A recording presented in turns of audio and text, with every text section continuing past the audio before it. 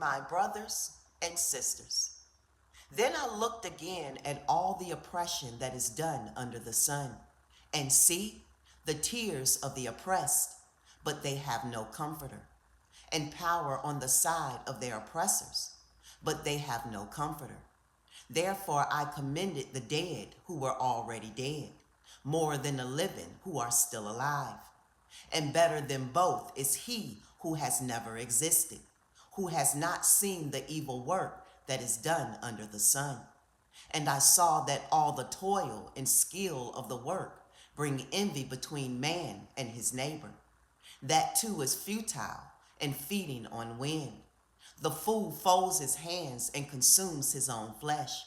Better is a hand filled with rest than both hands filled with toil and feeding on wind. Then I looked again at futility under the sun. There is one without a second, who has neither son nor brother, and there is no end to all his labors. His eye also is not satisfied with riches.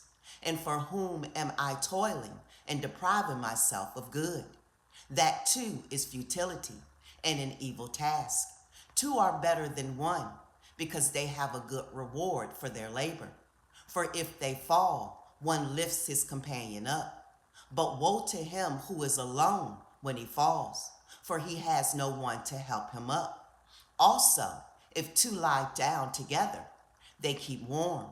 But how does one keep warm by himself? Although one might be overpowered, two would stand him. And a threefold cord is not readily broken. A poor and wise youth is better than an old and foolish sovereign who no longer knows how to take warning. For he comes out of prison to be sovereign, although in his reign he was born poor.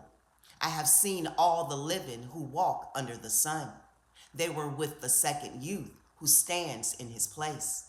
There was no end of all the people, all of whom he headed. But the ones who come afterward do not rejoice in him, for that too is futile and feeding on wind. Shalom.